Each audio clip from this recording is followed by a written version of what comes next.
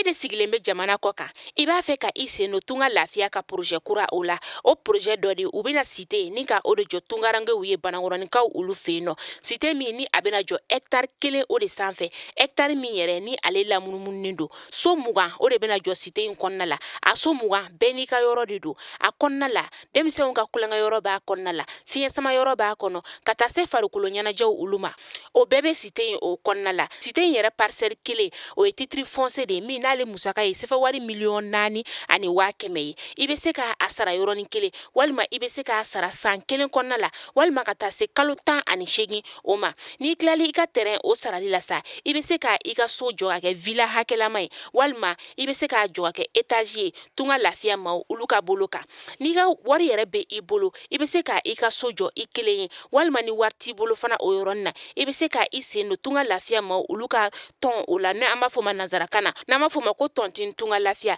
walasa ka se ka i ka so ale jɔ cité o kɔnɔna la o t'a bannen dɛ tunga lafiya maaw bɛna tila ka immeuble fana jɔ cité in kɔnɔna la immeuble min n'i bɛ se ka appartement o san chambre 3 de b'a kɔnɔna la ale ni salon 1 a musaka bɛ t'i jɔ sefa wari 15,000,000 la ka taa se sefa wari 17,000,000 ma i bɛ se ka o fana sara dɔɔni fo ka taa se san 2 ani tila ma.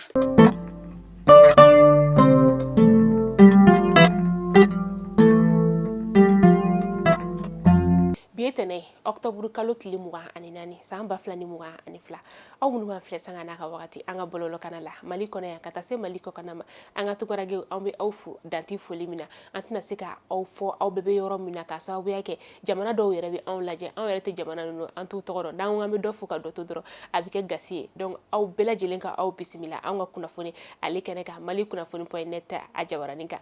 kunnafoni a waati sera.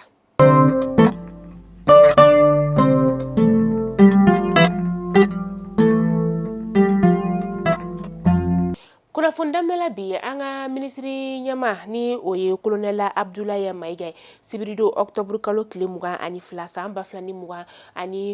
fɛn min ye don kɛrɛnkɛrɛnnen min ta ko filana ni o ɲɛsinen bɛ baara ale ni degeli koɲaw olu masa a kɔni o baara ta ko filana ni ka olu dayɛlɛliw ka o kɛ ɲinata taara ka bila mina min kɔnɔna la o de ye baarako gɛlɛn min bɛ anw ka jamana o kɔnɔna la yan nɔ an ka ministri ɲɛma a ye kuma kɔnɔna la a ye foli kɛ ni ka ɲɛsin ni baarakɛla ninnu olu ma u ye nin hakilina min sɔrɔ ka se ka nin don kɛrɛnkɛrɛnnen ni ka ale sigi sen kan k'a ɲɛnamaya anw ka jamana o kɔnɔna la a ka kuncɛ kuma la a ko Mali yɛrɛ kɔnɔna la yan nɔ jamana ye marabagaw yɛrɛ ka hakilina fanba fɔlɔfɔlɔ yɛrɛ min an'u ka jɔrɔnanko o de ye sifinnakaw bɛ se ka baara ale sɔrɔ cogoya min na.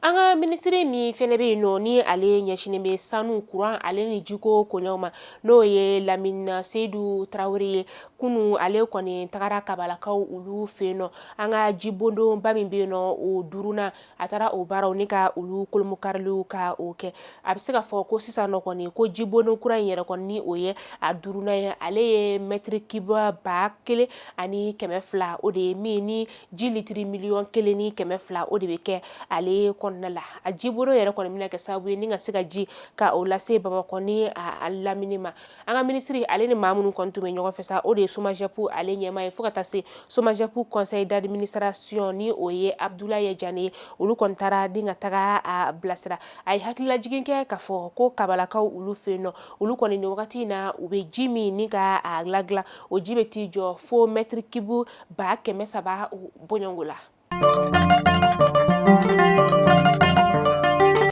A Saïd Ousmane Chérif Madani Haidara ni ale ye ansardiniw ɲɛ jɔyɔrɔ o ye ale kɔni ye a ka laadala kunnafonidilaw ni ka olu wele Mawuludu ban o ban a bɛ kunnafonidilaw ka u wele ɲinata o kɛra octobre kalo tile 20 tɛmɛnen san 2022 a kɛra a ka misiri belebele o kɔnɔna la bangɔnikaw olu fɛ yen nɔ a Saïd Ousmane Chérif Madani Haidara a y'a yira k'a fɔ ko ɲina Mawuludu san 2022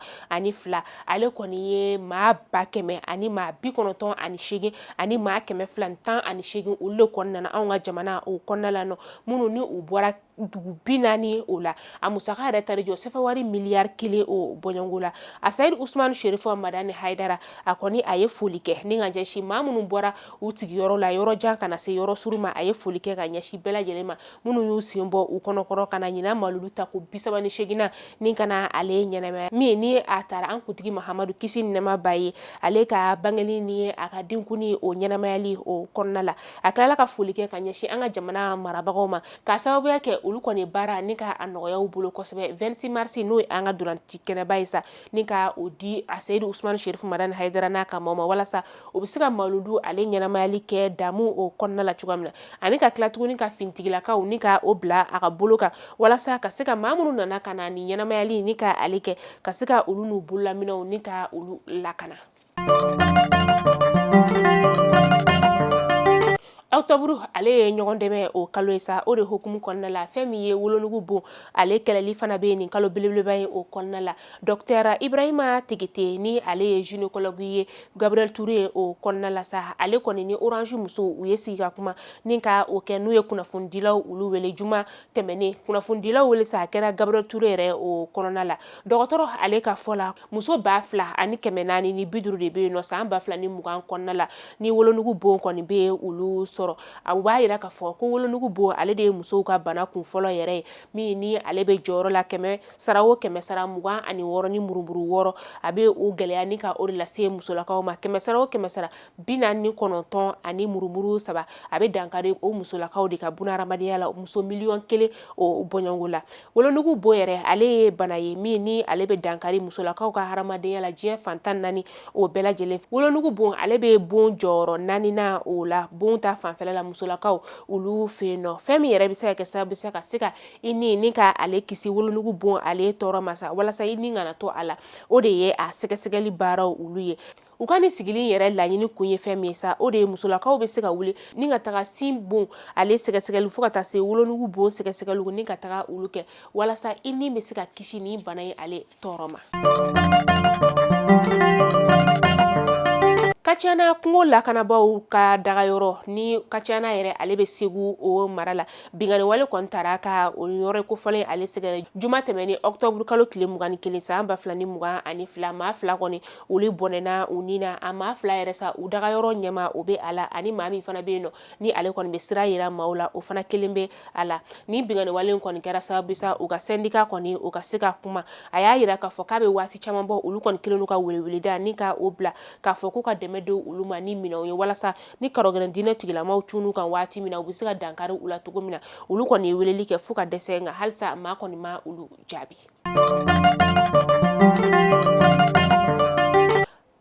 Kɛlɛkɛcɛw n'o ye an ka finitigilakaw sa olu kɔni ye dankari karɔgɛrɛn diinɛ tigilama 30 ka buna hadamadenya o la octobre kalo tile 7 kana se a tile 22 tɛmɛnen ma ni kunnafoni kɔni dira diriba fɛ ni o ye an ka finitigilakaw ka kunnafonidilaw ye a kɛra sibiri o sufɛla la an ka finitigilakaw olu ka kuma o kɔnɔna la sa u ka fɔ la ko gati maaw olu kɔni ye maa 5 faga o mɔgɔ ninnu na sa octobre kalo tile 11 tɛmɛnen na ka sababuya kɛ ni maa ninnu kun ka baara ɲɛsinen tɛ fosi ma ka mugujugu ni ka o da maaw ɲɛ Kayi sira ale ni Bamakɔ sira o la ani an ka jamana kilebi yan fanfɛla fɛla la u kɔni tun bɛ mugujugu da maaw ɲɛ ni ka tila ka bingani wale ta ni ka maaw sɛgɛrɛ u tila tuguni ka tɛgɛ da maa 3 kan ni maa ninnu na.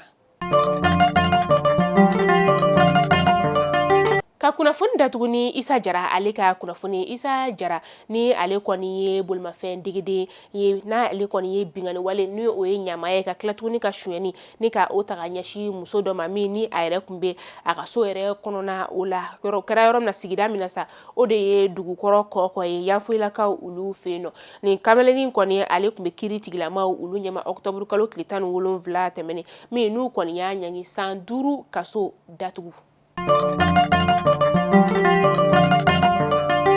Mali kunnafoni jabarani lajɛbaaw aw tulo garizɛ kɛra ni kunnafoni damadama de bi tɛnɛdonya na ni k'a da kelen-kelen bɛɛ lajɛlen tulo kan ni ala m'an ka jɔnya joona aw ni ne an bɛ ɲɔgɔn sɔrɔ nɔ sini inshallah kunnafoni kura olu kɛnɛ ka tunga lafiya di an ka kunnafoni ale jukɔrɔma don ba ye tunga lafiya min ni anana tungarange olu lafiyali kama so jɔli ko la k'i to tunga fɛ ka se ka i ni kan so ni ka o jɔ ma ba maliba o kɔnɔna la ka sɔrɔ i ni mansɔn ma se ɲɔgɔn ma i ni somɔgɔ ma se ɲɔgɔn ma tunga lafiya de bɛ se ka o k'i ye ni musaka t'i bolo kɔrɔ i sen no tunga lafiya ma o ka tɔn na n'an ko ma ko pari mari kalo i be musaka bɔ kalo duru u be maa kelen ka villa tile ta n'u ka o di ma n'o ye villa simple 3 chambre salon duplex fana be n'o ka di maa mun ye kalo 7 o villa kelen be ta ni ka o di maa kelen fana ma aw ka damu an'aw ka nisɔndiya o kɔnɔna la tunga lafiya de be se ka o kan a y'u wele walasa aw be se ka kunnafoniya caman ni ka o sɔrɔ tunga lafiya ma olu ka baara la aw k'an bɛn don n'a nataw la